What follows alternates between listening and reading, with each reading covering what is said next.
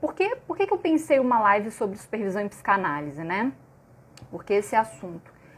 A supervisão, ela é considerada, né, um dos pés do que seria esse tripé freudiano, né, que Freud estabelece, que seria então a análise pessoal, a supervisão e o estudo teórico. Mas ainda, né, eu não encontro, não sei vocês, mas ainda é muito escasso, né, no nosso campo, visto a quantidade de temas, né, e de trabalhos que são apresentados, ainda é muito pouco que se fala teoricamente sobre supervisão em psicanálise, né? É algo que a maioria faz, ou já fez, enfim, mas pouco se fala sobre, né, se discute sobre. A sua necessidade é colocada, né, como evidente, mas muito pouco são os trabalhos que vão pensar o que seria a supervisão, como é o trabalho de supervisão e propriamente para que serviria, né? Então, algumas perguntas, né, isso é importante de colocar, algumas perguntas que vocês fizeram ao longo da outra semana eu já respondi e já está nos destaques lá dos stories, né? Então, se vocês entrarem nos destaques em questões, já tem algumas questões que eu respondi sobre supervisão e sobre o tripé de formação. Então, quem tiver, né, querendo dar uma revisada, né, no que eu coloquei nos stories, é só ir lá e já está, tá? Pesquisando sobre supervisão, né, na teoria de Freud e de Lacan, eu me deparei então com alguns pontos que eu quero poder discutir aqui com vocês hoje, tá? Primeiro, Freud, né? Como é que Freud pensa a supervisão? O Freud, em 1919, que foi um ano antes da criação de um burocrático sistema de formação de psicanalistas pelo chamado Instituto Psicanalítico de Berlim, né, que era uma instituição afiliada à IPA, que é a Associação Internacional de Psicanálise, que foi criada em 1910 pelo Freud e alguns discípulos, né? Então, nesse ano de 1919, o Freud publicou um artigo muito interessante chamado Sobre o Ensino da Psicanálise na Universidade. Nesse trabalho, Freud apresenta, então, o que seria esse tripé de formação do psicanalista, embora ele nunca tenha utilizado esse nome, né, esse termo, tripé.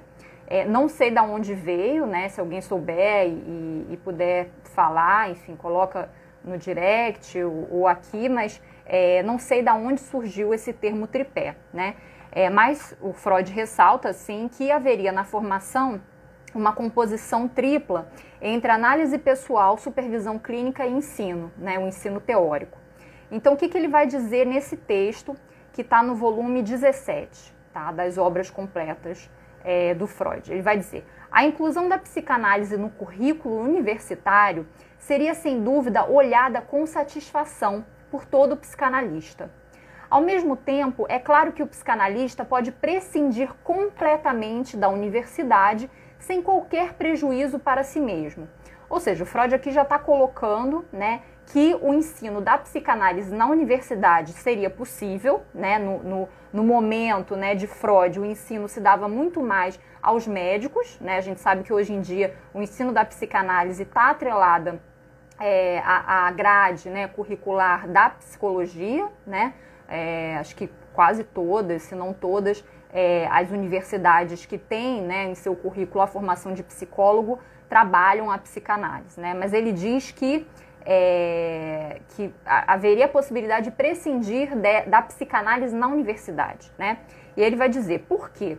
Ele necessita, né, o analista, em matéria de teoria, o que ele necessitaria poderia ser obtido na literatura especializada e avançando ainda mais nos encontros científicos das sociedades psicanalíticas, bem como com o contato pessoal com os membros mais experimentados dessas sociedades.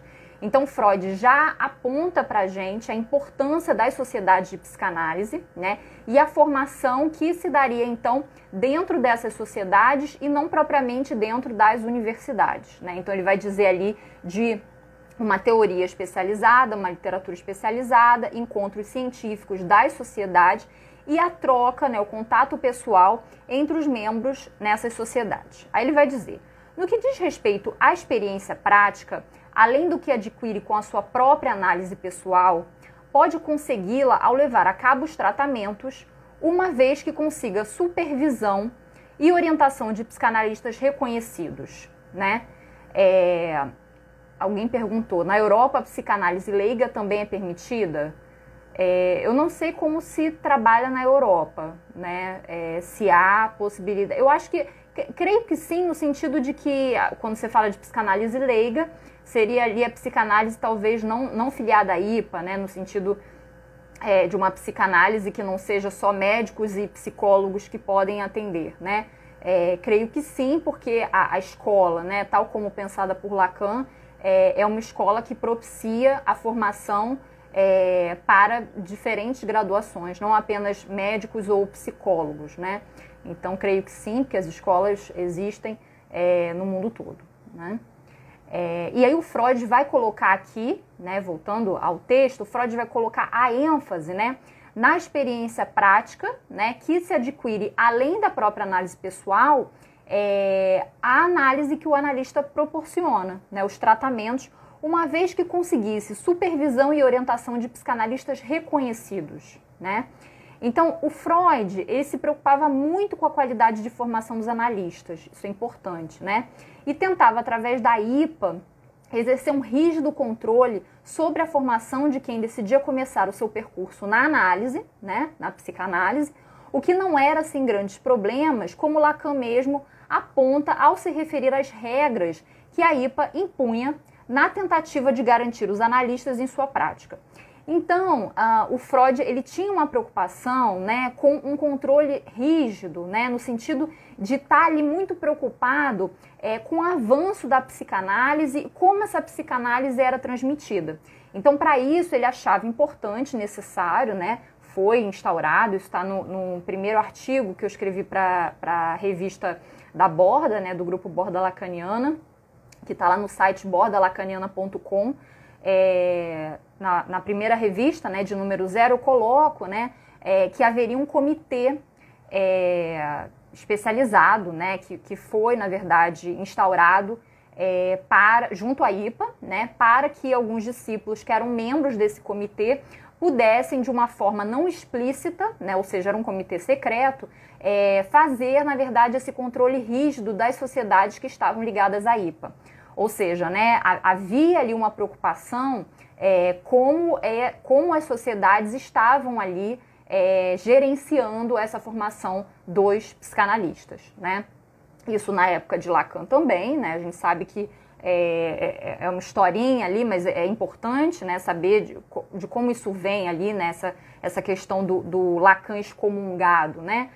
Lacan ele não é propriamente expulso da escola onde ele se encontrava, né? O que acontece ali é que a IPA começa a fazer uma pressão nos membros, né, da sociedade, a fim de que Lacan não fosse mais analista de data, ou seja, não pudesse mais ensinar, né, que era o que Lacan fazia e para ele a função dele era essa, né, era ensinar, era transmitir a psicanálise, numa pegada ali que depois a gente vai falar disso hoje ao fim, mais para o fim, tá? Mas Lacan então se vê ali, né, porque isso acontece, Lacan então se vê convidado a se retirar, já que ele não poderia mais ser analista de data da sociedade, né? Então ele se retira e ele funda uma escola junto com alguns outros colegas, né? Isso é alguma coisa que eu depois ainda vou fazer uma live, só anunciando assim, sobre essa questão dessa história, né, das sociedades, né, como é que o Lacan foi passando, como é que as instituições foram se formando, né, e o que isso estava ali ligado, né, politicamente, essa questão das instituições. Mas, voltando aqui para o nosso tema de hoje, né, que é a supervisão, é interessante, né, que quando o Freud fala de supervisão e orientação em psicanálise, né, ele vai falar de psicanalistas reconhecidos, né, que seriam os psicanalistas reconhecidos que deveriam ser ali buscados para dar uma orientação, uma supervisão, né. E esse reconhecimento parecia ser uma via de confiabilidade na época para que a supervisão ocorresse com alguém que teria se formado, né, sob essa doutrina freudiana. Ou seja, que houvesse, né, nesse reconhecimento do psicanalista uma certa autorização para que ele pudesse colocar em prática uma supervisão, né? Então isso já está posto com Freud aí em 1919. E aí, portanto, uma tentativa de assegurar o campo de alguma forma, tá? Em outro texto, que é um texto também muito interessante, né, até o colega citou a psicanálise leiga, e é o texto que fala, né, a questão da análise leiga, Conversações com uma Pessoa Imparcial, que é um texto de 1926, né? É interessante que a tradução de análise leiga para o espanhol é análises profano. Então, o profano, né, tá ligada à questão, à ideia do leigo, né? Ou seja, alguma coisa que não está na ordem do sacro, do sacralizado, né? Freud, de alguma forma, nesse momento, né, ele tenta fazer uma ruptura com o que seria essa certa regra, né, de que apenas os médicos poderiam se tornar analistas, né? E ele coloca isso em xeque e ele trabalha um pouco isso. Mas nesse texto, eu fiz um recorte, né, falando sobre supervisão, ele vai dizer o seguinte: no momento existem 2 institutos nos quais se ministra instrução sobre psicanálise, isso em 1926. Ele vai dizer, nesses institutos, os próprios candidatos são submetidos à análise, recebem instrução teórica mediante conferências sobre todos os assuntos que são importantes para eles e desfrutam da supervisão de analistas mais velhos e mais experimentados, quando lhes é permitido fazer suas primeiras experiências com casos relativamente brandos. Calcula-se um período de cerca de 2 anos para essa formação. Então, Freud coloca ali uma formação de 2 anos, né, para ver o analista se formado em psicanálise. Só que ele diz, mesmo após esse período, naturalmente, o candidato é apenas um principiante e ainda não um mestre. O que ainda se necessita deve ser adquirido pela prática e por uma troca de ideias nas sociedades psicanalíticas, nas quais membros jovens e velhos se reúnem. É interessante, por quê? Porque o Freud aponta para essa supervisão com analistas mais velhos e experimentados, né? Então, às vezes, né, a gente ouve certas coisas e a gente não entende muito bem de onde isso vem. Não sei vocês, mas eu já escutei de alguns colegas, né, que também já escutaram de outros colegas, uma ideia de que um analista, né, bom, ou um analista, enfim, não existiria antes dos 30 anos ou 50 anos, ou, enfim, pensando uma certa idade ali, acima dos 30, né? E isso é uma questão, né, que a gente, enfim, precisaria pensar, porque além de não sabermos como uma certa idade é delimitada para pensar, bom, a partir daqui poderia haver um analista, né, ou um bom analista, porque também isso é uma questão, o que seria um bom ou um mau analista, né?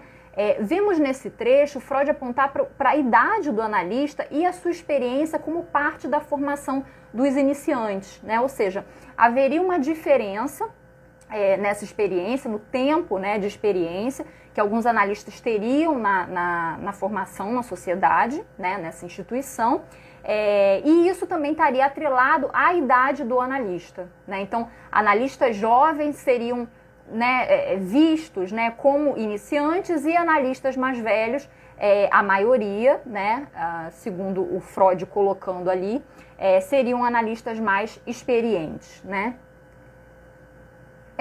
A lógica de associar essa idade à formação, né, pensando ali que talvez houvesse, né, um começo dessa formação numa idade mais nova, né, enfim, e conforme vai passando a idade é como se aumentasse a experiência, não necessariamente, né? Uma pessoa nova, né, pode ter uma experiência ali no sentido de teoria, né, de estudo, ou até mesmo, enfim, de análise pessoal, ou de, enfim, né, supervisão, enfim, muito mais do que um outro, né, e o que isso também fala de ser um bom analista, né, ou de ser analista, isso que a gente precisa poder questionar, né, porque se faz disso muitas vezes, né, coisas que se pegam, tanto em Freud quanto em Lacan também, né, certos dogmas, né, que se transformam numa certa necessidade, né, como se houvesse essa relação de ordem necessária, né, e isso não só não pudesse ser questionado, como isso não abre para se pensar a partir daí, né, como se a questão se encerrasse aí.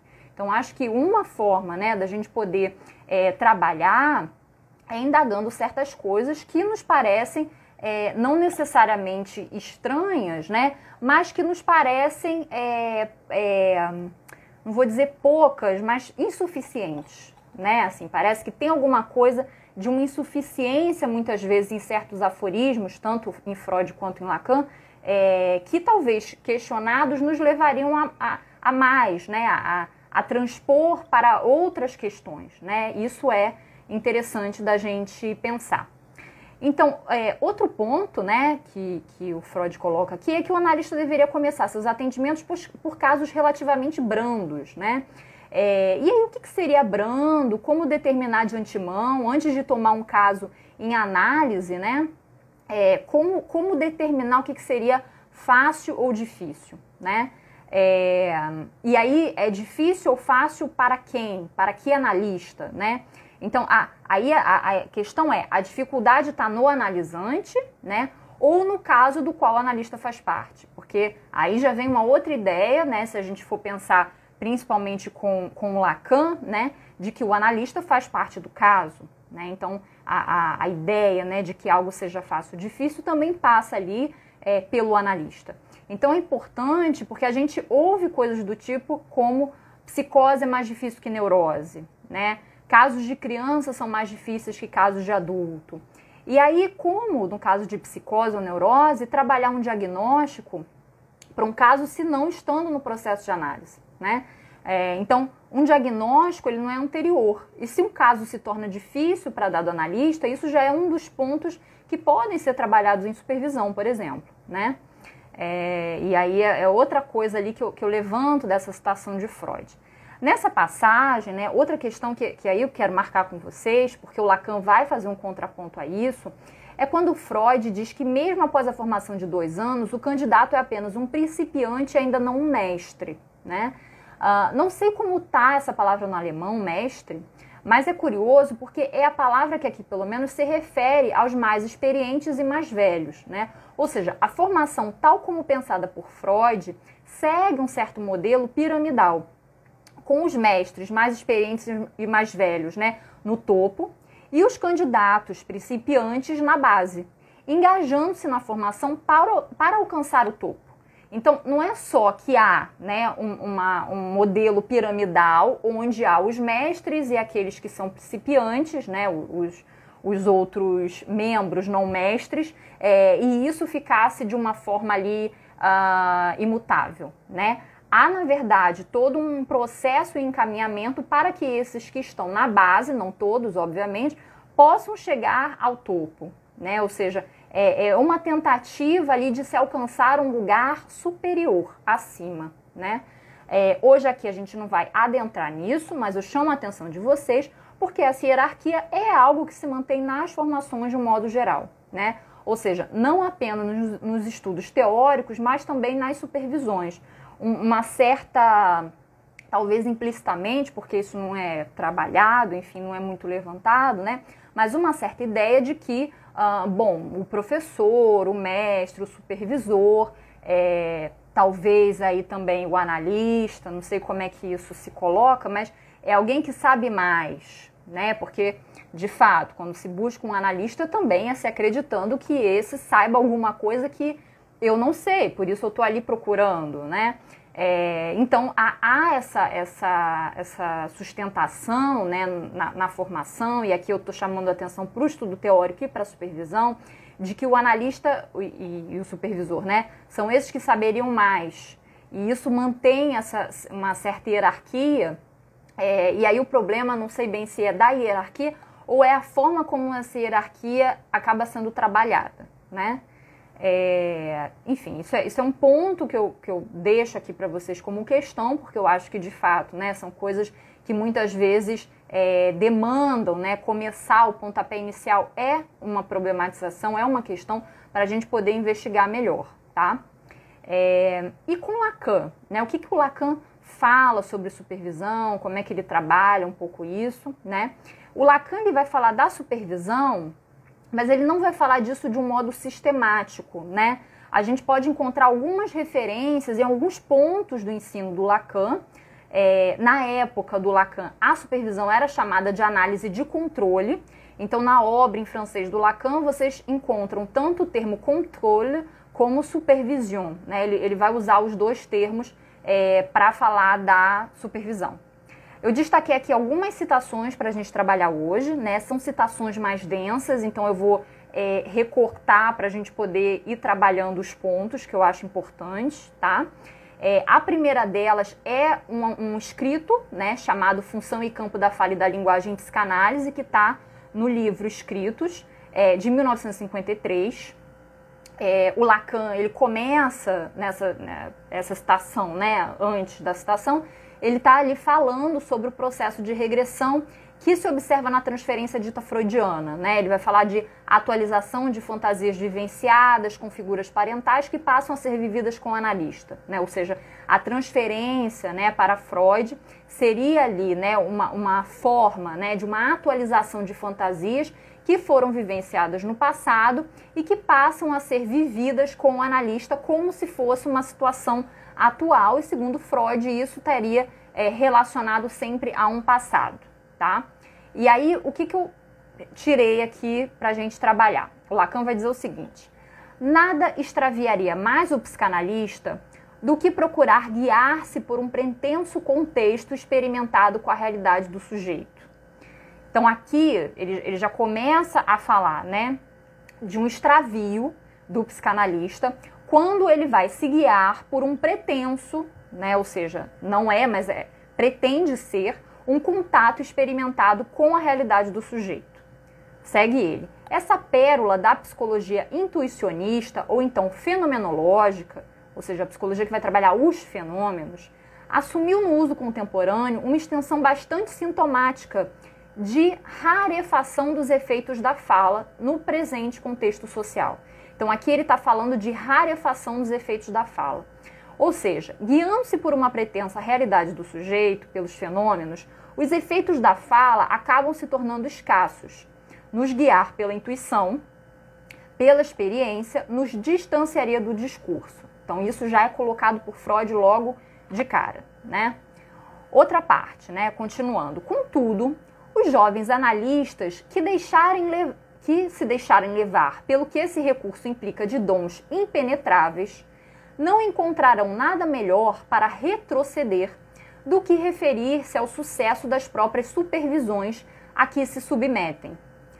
Ou seja, o que o Lacan está trazendo para a gente é que pode haver sucesso de algumas supervisões que se guiam por um pretenso contato, né, por supervisões que seguiam por um pretenso contato experimentado com a realidade do sujeito. Para Lacan isso seria retroceder, né, ou seja, estar numa supervisão, né, onde essa pretensa realidade do sujeito é isso que vai ser trabalhado, é isso que vai ser discutido, isso seria retroceder. Lacan já apresenta assim. Ele continua. O supervisor manifesta nessas supervisões, uma segunda visão. Conviria dizer que para ele torna a experiência ao menos tão instrutiva quanto para o supervisionando. E isso quase que sobretudo por esse último, supervisionando, exibir menos esses dons impenetráveis que o supervisor teria, né? E aí ele vai dizer que alguns os tomam por ainda mais incomunicáveis, fazendo de seus segredos técnicos um embaraço maior. Então, o que está interessando para a gente nisso, né? O supervisor é como para Lacan, um supervisor que se guia, né, por essa realidade do sujeito, ele manifesta uma segunda visão sobre essa realidade através de dons impenetráveis e segredos técnicos, né, que faltariam supervisionando. Então é como se eu buscasse alguém, né, que teria algum dom impenetrável, né, algum segredo técnico ali, e a partir disso eu buscaria ali nessa supervisão isso que Lacan chama de uma segunda visão. Ou seja, é como se o supervisionando tivesse uma visão sobre a realidade do sujeito, essa pretensa realidade do sujeito, e o supervisor teria então uma segunda visão sobre isso, né? Essa aqui é a crítica, né? Lacan está fazendo uma crítica a isso. Continua ele. A razão desse enigma, porque isso se transforma num enigma, né, é que o supervisionando desempenha ali o papel de filtro, ou então de refrator do discurso do sujeito. E assim apresenta-se inteiramente pronta ao supervisor uma estereografia que já destaca os 3 ou 4 registros em que ele pode ler a divisão constituída por esse discurso. Então, é denso, né? É uma citação densa, mas o que disso interessa para a gente pensar a supervisão? A estereografia, Lacan que está dizendo que o supervisionando desempenha um papel de filtro, né, como refrator do discurso do sujeito, apresentando ao supervisor uma estereografia, né? A estereografia é uma representação de objetos tridimensionais em um certo plano, em um plano bidimensional. É como se o supervisionando, né, levasse para a supervisão uma representação dessa realidade do sujeito através desse plano da fala, né? E Lacan aqui vai ressaltar que nessas supervisões é como se o supervisionando exercesse um certo papel de filtro, ocasionando um desvio do discurso. Porque quando ele fala que o supervisionando, né, é como refrator do discurso do sujeito, é disso que se trata, né? É como se ele se desviasse disso que é da ordem do discurso, ficando com isso que é da ordem da experiência ou da realidade. Continuou Lacan. Se o supervisionando pudesse ser posto pelo supervisor numa posição subjetiva, diferente da implicada pelo sinistro termo controle, ou seja, né, Lacan aqui chama atenção para esse termo controle e diz que o supervisionando deveria ser colocado numa posição subjetiva diferente. Vamos chegar lá. Aí o Lacan vai dizer, esse termo controle foi vantajosamente substituído, mas apenas na língua inglesa por supervision. Então, o Lacan vai brincar, né, esse termo supervisão, em outro momento, né, que é em 1975, numa conferência na Universidade de Colômbia, Lacan diz que não entende por que o termo supervisão, por que se chama de supervisão, ele diz que ele não compreende isso. E isso é interessante porque em alguns textos, como no discurso de Tóquio, que foi uma conferência que Lacan deu em Tóquio em 1971, e essa conferência está traduzida para o português pelo Grupo Borda, e aí vocês podem ter acesso a essa tradução no site bordalacaniana.com, e aí vocês vão na aba que tem ali traduções, e aí vocês pegam esse texto. Nesse texto, o Lacan comenta que o analista ele lê naquilo que ele escuta, né? Ou seja, já não se trataria propriamente de uma supervisão, né? Até uma colega brincou se não seria uma super escuta, né? Ou uma super leitura, mas a ideia, né, que o Lacan tem é que não se trataria propriamente disso que se escuta, mas disso que se lê, né? Ou seja, haveria uma operação que transforma a fala num texto, numa produção discursiva, de discurso, tá? Ou seja, de discurso, mas é um discurso que é lido, né? É um discurso num formato de texto, onde o analista vai poder, através desse texto, trabalhar, né? Recortar, na verdade, fazer cortes nesse texto, né? Que Lacan até vai trabalhar como cortes num tecido, né? Ele fala um pouco disso em outro momento. Nessa citação, o Lacan continua. O melhor fruto que extrairia desse exercício, o supervisionando dessa supervisão, seria aprender a se manter ele mesmo na posição de subjetividade secundária em que a situação coloca imediatamente o supervisor. Ou seja, o supervisor é esse que está secundário, né, na supervisão. Ali na cena, se a gente pensa que a supervisão é uma supervisão de uma análise, né, que é anterior, né, a essa supervisão. Então, tanto o supervisionando como o supervisor estão em uma posição secundária, já que não vai se tratar de um trabalho a partir do que essa subjetividade capta de uma dada realidade do sujeito. Então, ele, o supervisionando, encontraria aí a via autêntica para atingir o que a fórmula clássica, isso o Lacan falando, né? Ele, o supervisionando, encontraria aí a via autêntica para atingir o que a fórmula clássica da atenção difusa ou distraída do analista, que seria, né, a atenção flutuante, só exprime muito aproximadamente, pois o essencial é saber o que visa essa atenção. E aí vem a frase que para mim é a mais importante dessa citação, né? Não certamente o que se visa, não certamente, né? E todo o nosso trabalho está aí para demonstrá-lo, um objeto para além da fala do sujeito, como se alguns se empenham em nunca perder de vista. Então, a ideia de Lacan, né, é que uma análise ela não vai visar um objeto para além da fala do sujeito. O que ela visa está na fala. E a fala não é algo para Lacan que está numa certa profundeza, né? Não há algo profundo, há algo algo que se trata, né, de uma superfície. Não está nessa, né, não está em termos de profundidade, né? A superfície é superfície discursiva, né? Não tem alguma coisa ali como se fosse interno a alguém, né? Como se fosse, quando a gente pensa, né? A segunda tópica de Freud, né? Que Freud trabalha ali em termos, né, de uma representação através de um modelo de plasma germinal, haveria como que um ovo, como que uma esfera, né? Onde tentaria se chegar ao centro disso, né? Isso que está no centro, isso que está inatingível, né?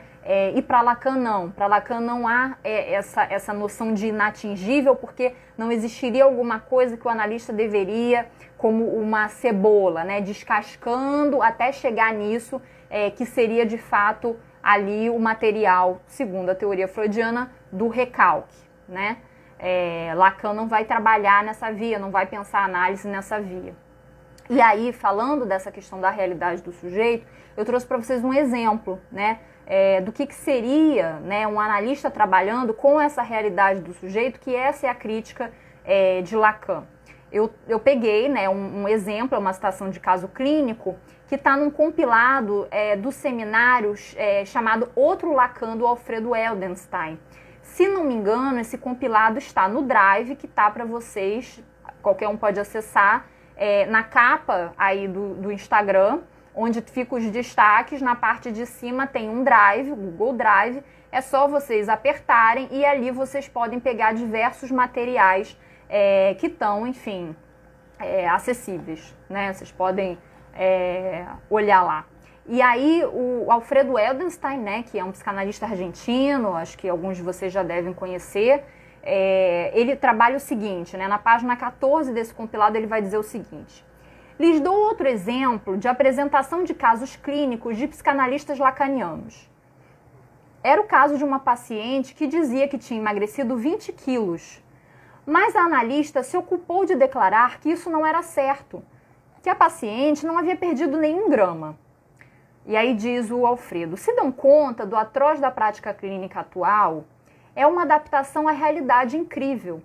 A analista nem sequer perguntou por que acreditava que havia emagrecido ou como havia feito para emagrecer. Podia ter sido uma intervenção sutil. Como você fez para emagrecer 20 quilos? Mas não. Declarou aos presentes que não era verdade que a paciente havia emagrecido porque necessitava ver os quilos da carne, sem dar valor algum à frase emagreci 20 quilos. Não se pode dizer, por acaso, que quando o pediatra diz a uma mãe que o filho não tem nada, para ela foi como tirar dela um peso de uma mochila de 100 quilos? Não se pode perder peso por uma boa notícia? Faz falta que seja na carne? Então, isso, né, quem leu anteriormente, né, o que eu estava falando sobre a citação do Lacan, eu acho que faz uma relação importante, né, ou seja, se a gente seguia, né, por isso que a gente acha que é uma pretensa realidade do sujeito, nesse caso, né, a moça ali diz para a analista, poxa, emagreci, né, emagreci 20 quilos, e a analista diz, bom, não, porque eu estou vendo aqui, não emagreceu, né, e se entra nessa ordem, né, numa certa questão ali disso que se vê, né, você se desvia do discurso. Porque o discurso é emagrecer 20 quilos. E isso poderia ser questionado porque isso poderia abrir, né, justamente para outras questões. Isso poderia abrir para isso que o Alfredo chama atenção, né, perder peso por uma boa notícia, né, como seria a ordem desse peso, né? O que é isso que está pesando, né? É a carne? A analista toma que sim, né? E aí ela se desvia do discurso, né? E fica com isso que é da pretensa ordem de uma realidade do sujeito, tá? E aqui, retomando a fala de Lacan, segundo esse caso que eu li para vocês, ele diz, né? Nada extraviaria mais o psicanalista do que procurar guiar-se por um pretenso contato experimentado com a realidade do sujeito. É disso que se trata, tá? Indo, né, mais adiante no Lacan, separei aqui para vocês. Lacan fala de supervisão em alguns momentos, tá, gente? Eu não dá tempo da gente passar por tudo. Eu peguei alguns pontos que eu acho importantes, né, da gente trabalhar aqui hoje. Esse é um ponto, né, em 1953, no Função e Campo da Fala e da Linguagem. E aí eu vou trazer um outro escrito, que está nos outros escritos, né, do Lacan, que é de 1964, que é o ato de fundação, né? É o ato de fundação da Escola Francesa de Paris, em junho, que foi refundada em setembro como Escola Freudiana de Paris. Então, Lacan primeiro chama de Escola Francesa de Paris, em junho, e aí meses depois ele refunda como Escola Freudiana de Paris. Isso é um ponto importante, que depois eu vou falar numa outra live que eu ainda vou fazer, porque esse é o primeiro momento em que uma sociedade não ligada à IPA se funda com o nome de Freud, né? Ou seja, Lacan ele faz uma escolha política por esse nome, né? Ele diz isso e ele é ousado, né? Ele é ousado, assim. Ele funda uma escola e chama de Escola Freudiana de Paris, né? E aí o que ele diz? Ele vai começar dizendo o seguinte: fundo tão sozinho quanto sempre estive em minha relação com a causa psicanalítica, a Escola Francesa de Psicanálise, né? Isso nesse primeiro momento, da qual garantirei nos 4 próximos anos pelos quais nada no presente me proíbe responder pessoalmente à direção. Então ele vai ser o diretor por 4 anos seguidos nessa escola. Esse título, Escola Freudiana de Paris, em minha intenção representa o organismo em que deve realizar-se um trabalho que no campo aberto por Freud restaure a cega cortante de sua verdade, que reconduza a prática original que ele instituiu sob o nome de psicanálise ao dever que lhe compete em nosso mundo, que por uma crítica assídua denuncie os desvios e concessões que amortecem seu progresso, degradando seu emprego. Ele está fazendo uma crítica, né? Ele faz ao longo do ensino inteiro, mas aqui nesse momento ele está fazendo uma crítica às outras sociedades, à IPA, né? Ele diz que a proposta dele, né? A proposta é reconduzir a psicanálise a uma praxis original, né? Que está trabalhando o que ele vai chamar de causa freudiana, né? Ou seja, esses fundamentos que seriam os fundamentos da psicanálise, esses fundamentos que seriam fundamentos necessários para se pensar o que ele vai chamar de teoria do significante, tá? E ele vai dizer: os que vierem para essa escola se comprometerão a cumprir uma tarefa sujeita a um controle interno e externo. Isso é interessante, porque o controle não é apenas interno, né, a escola, né, mas há também um controle externo, né, ou seja, isso que vem de fora para dentro, né. Eu achei interessante, né, pontuar isso, porque é uma diferença para Freud, né, assim. Freud estava muito às voltas com esse controle interno, e algo de que pudesse vir de fora era sempre de um modo muito agressivo, rivalizante, né, como algo ali que pode né, romper ali com a psicanálise. Obviamente era um outro momento, né, Freud de fato estava preocupado com o avanço da psicanálise, com a extensão da psicanálise, né, preocupado ali em manter, né, isso que ele propôs enquanto psicanálise, né. E Lacan, nesse outro momento, ele estava mais preocupado em fazer passar essa proposta dele, que ele vai chamar de teoria do significante, tá? E aí ele vai dizer: todo trabalho a ser empreendido será submetido à escola. Isso não implica de modo algum uma hierarquia de cima para baixo, mas uma organização circular. Então aqui, né, quem está acompanhando a live desde o início, aqui tem uma oposição direta a como Freud pensou a formação, né? Ou seja, Freud pensa a formação de um modo hierárquico, de um modo piramidal, onde existiriam os principiantes e os mestres, né? Os mestres no topo, os principiantes abaixo, né? Os principiantes numa tentativa de chegar a esse topo. E o que Lacan propõe é uma organização circular, né? Ou seja, não haveria uma hierarquia de cima para baixo. Não haveria ali, né, uma diferença, né, da ordem de um mestre com um aluno, não deveria ser pensada assim. A gente sabe que, enfim, não é muito nessa via, né, que acaba acontecendo. Eu acho, né, aqui falando de uma percepção que eu tenho, eu acho que grande parte das escolas acabam funcionando assim, né, não que seja proposto assim, acho que a proposta de muitas escolas não é uma proposta hierárquica, mas acaba funcionando assim, porque muitas escolas acabam, né, quem vai buscar uma escola, quem vai estar dentro de uma instituição, acaba levando a experiência que já tem em outra instituição, que é a escola, a faculdade, que trabalha nessa ordem da hierarquia, né? Então, acaba que o funcionamento, né, o discurso que se tem dentro ali de uma instituição não psicanalítica, né, acaba adentrando, né, e sendo isso que acaba gerenciando, né, a escola acaba funcionando muitas vezes assim, né, numa ordem hierárquica, quando, o que eu estou trazendo para vocês é que a proposta de Lacan era de uma organização circular, tá? Isso é importante porque Lacan, ao constituir uma nova instituição, né, então ele propõe essa organização diferente da IPA, né, ou seja, uma nova estrutura, que é o que eu falei, que acabou fracassando, o próprio Lacan sabe disso, né, que essa proposta fracassa, né, mas eu acho que o importante aqui é a gente pensar como é que a supervisão nessa estrutura funciona, nesse sistema, tá? Então, o Lacan pensa a supervisão como parte da escola, assim como Freud também pensava como parte da formação na sociedade, né? No ato de fundação, o Lacan ele não fala da supervisão por fora da escola, que ele está estruturando nesse momento, né? E a supervisão, ela faria parte do que ele chama de seção de psicanálise pura, que seria a psicanálise didática, né, que ele vai chamar de prática e teoria da psicanálise. Nessa sessão, vocês podem ver isso no ato de fundação da escola, tá lá nos outros escritos, ele vai dividir a sessão de psicanálise pura em 3 subseções.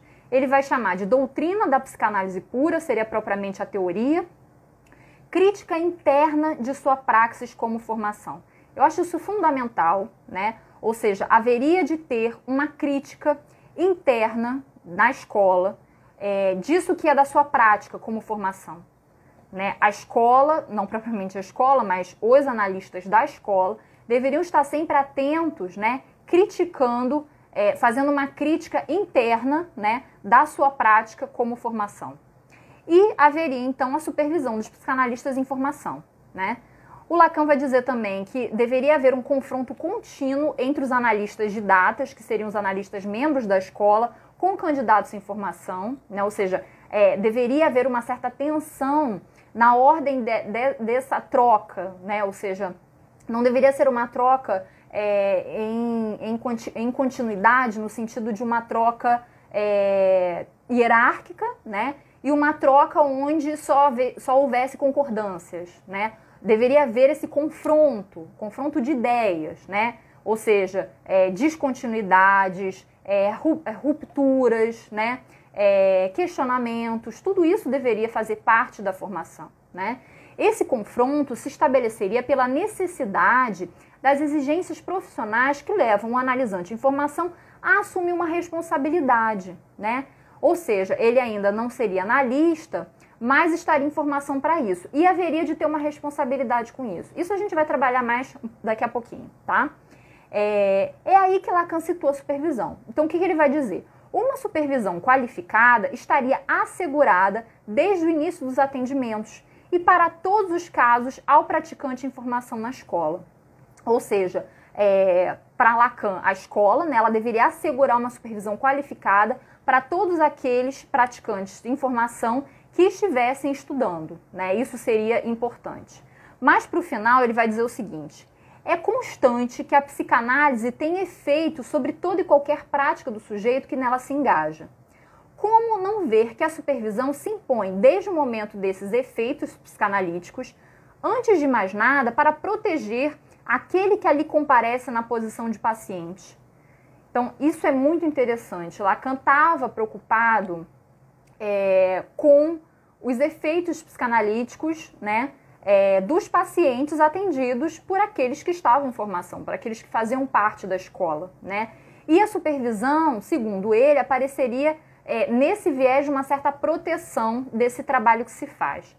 Aqui o que eu acho interessante, né, da gente pensar é que, de fato, Lacan fala de um asseguramento, né, de uma certa garantia que essa escola daria, né, a essa prática do psicanalista e essa proteção, né, que seria papel ali da supervisão. Não sei, né, se Lacan, né, posteriormente estaria de acordo com isso, não sei muito bem como ele pensou isso, né, de uma forma mais estruturada, já que depois ele não retoma isso, né, mas é de se pensar essa tentativa de garantia, que é alguma coisa que ele próprio criticava, né. A meu ver, né, quando ele fala ali de uma certa garantia que a escola daria, eu acho que é muito menos uma garantia, né, de que aquele analista seria um bom analista, aquele analista não se equivocaria em suas intervenções, acho que não se trata, obviamente, disso, né, mas uma garantia de uma possibilidade de formação, né, de uma possibilidade de formação com um certo rigor, mantendo, né, essa organização circular, essa crítica contínua, né, ao que ali se produz, a essa prática, né, em formação, que não é propriamente a prática dos analistas atendendo, mas é uma prática de produção, seja numa análise, né, que se conduza com analisantes, seja, né, nesse momento ali onde se produza material, né, para ser consumido e também para fora da instituição, né, e para ser trocado, né, ou seja, alguma coisa que sai da instituição, mas algo que retorna para a instituição. Eu acho que Lacan, quando fala, né, de um controle externo, ele também está preocupado com isso, né, engajado com isso. Tem alguma coisa que a instituição não é uma instituição fechada, não é algo ali que é só para quem está dentro, tudo que acontece é ali dentro. Não, ele faz uma articulação com isso que é fora da instituição e isso que é dentro da instituição, né? Eu acho que isso é algo importante. E aí o Lacan vai dizer: acha-se em jogo nisso algo de uma responsabilidade que a realidade impõe ao sujeito, quando praticante, que ele assuma por seu próprio risco. Fingir ignorar esse fato, que seria essa responsabilidade que é do analista, é a incrível função que se conserva na prática da análise didática. Então aqui é uma crítica que Lacan faz à análise didática, né? Ele vai dizer: o sujeito é suposto não praticar, ou ele é tido como violando obras sua, ou ele é tido como violando por obra sua uma regra de prudência ou até de honestidade. O que Lacan quer dizer com isso, né? Ele vai dizer, fingir, né, o analista fingir ignorar o fato de que há uma responsabilidade que é dele, né, se conservaria numa prática da análise didática onde o sujeito é suposto não praticar, ou seja, né, é como se houvesse ali um tempo, né, para que ele se tornasse analista e aí sim ele pudesse praticar. Então, num dado momento, né, anterior a esse momento, é como se não houvesse uma responsabilidade desse analista, né, ou como se essa responsabilidade não fosse propriamente dele, porque ele ainda está nesse movimento de formação, né. Então, o sujeito é suposto não praticar, né, ou ele é tido como violando por obra sua uma regra de prudência ou até de honestidade. Então, é como se ele fringisse, né, regras, né, que são essas regras que muitas vezes são colocadas nas sociedades, né, regras, por exemplo, da IPA, né, como, por exemplo, a regra da neutralidade, né, o analista é um espelho, ele fala pouco, ele não pode confundir o que vem dele ou o que é do paciente, né, então é como se os analistas de informação precisassem estar sempre com receio, né, de violar essa regra, né, e que o Lacan é crítico quanto a isso. Ele vai dizer: o fato de que, ao observar essa regra, o sujeito acaba falhando em sua função, não está fora dos limites do que acontece, como sabemos, por outro lado. Então, se o analista ele fica preocupado com as regras, né, com essa regra, com a regra, por exemplo, da neutralidade, né, ele acaba falhando em sua função. Ou seja, é como se ele não se tornasse responsável no sentido ali de colocar a análise em movimento, porque isso vai depender da intervenção dele, né? ele não vai poder ficar neutro, não tem, né, o Freud ele falava desse atendimento começar por casos brandos, né, é como se, Lacan coloca aqui que não houvesse essa possibilidade, né, você começa com algo mais fácil, não tem isso, né, é uma responsabilidade desde o início, e não há análise didática que vá assegurar isso ou que vai tirar de você essa responsabilidade porque você está no início, né? Isso não é colocado. Eu acho que por isso que Lacan pensa que a escola está ali justamente para dar esse suporte aos informação, né? Aos analistas de informação. A escola está ali podendo, de alguma forma, tentar assegurar que ele tenha e que ele possa utilizar e dispor e também produzir, né? Dentro dessa formação, tá? Terminando, então, o Lacan vai dizer: a escola não pode abstrair-se desse desastroso estado de coisas em razão mesma do trabalho que ela existe para garantir. Então, a escola existe para garantir o trabalho e para isso depende de um constante trabalho crítico, né, de estar aberta a esse movimento crítico. E aí ele vai dizer, por isso é que ela assegurará as supervisões que convierem à situação de cada um, fazendo frente a uma realidade da qual faz parte a concordância do analista, né? Então, a supervisão ela vai estar ali, né? O analista ele vai poder usufruir dessa supervisão justamente nesse momento em que, enfim, ele está em formação, mas que ele faz parte da escola, né? Lacan, então, ele né, pensa a supervisão de um modo, né, que eu falei para vocês, do supervisor não estando acima do supervisionando, né? Quando ele fala de uma organização circular, né, isso também está ali colocado para supervisão, né? Lacan ele se recusava a uma posição de mestre, né? Ele não é um mestre, alguém com dons incomunicáveis enquanto segredos técnicos, né? Isso o supervisor, o próprio Lacan, né, enquanto supervisor, né, dizia tentar assegurar isso é uma questão, né, muitas pessoas supervisionando do Lacan, né, teciam críticas à supervisão, mas isso não nos importa, né, assim, como o Lacan era como supervisor ou como analista, ou, né, a prática dele a gente não tem como saber e isso pra gente não significa nada, né, o que importa é a teoria que ele deixou, é com isso que a gente pode trabalhar, e a teoria que ele nos deixa sobre supervisão para que a gente possa trabalhar em cima e ver o que disso nos serve ou não, tá? Então, talvez seja importante, né,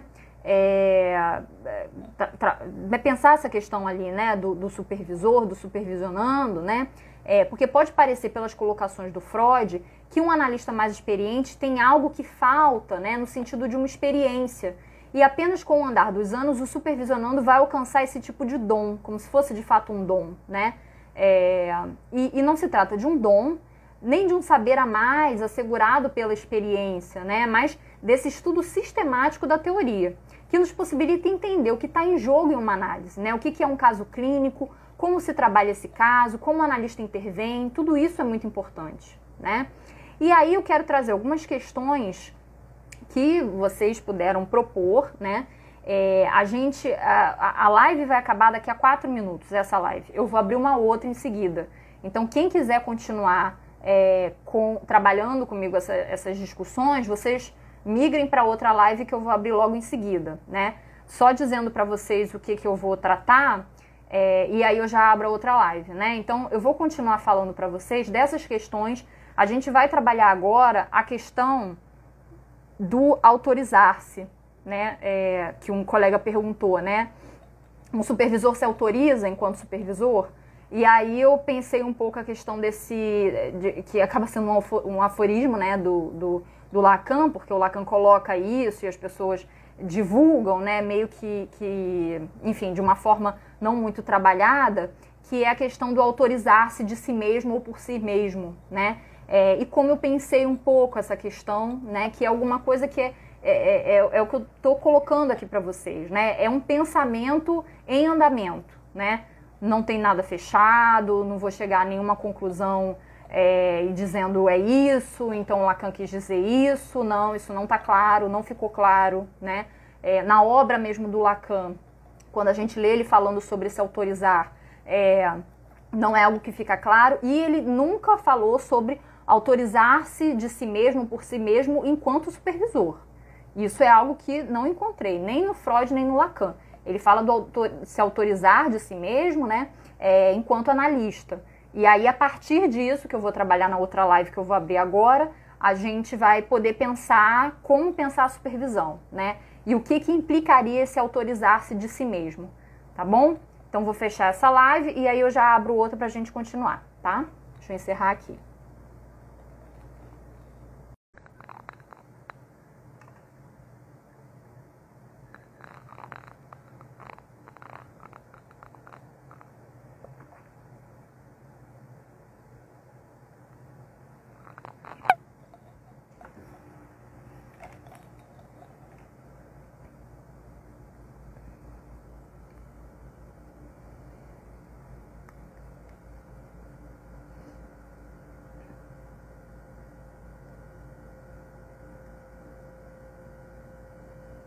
Vocês têm alguma dúvida, gente, disso que eu falei até agora? Se tiverem, se vocês tiverem mandado já na outra e eu não tenha visto, manda agora, porque talvez eu consiga responder agora.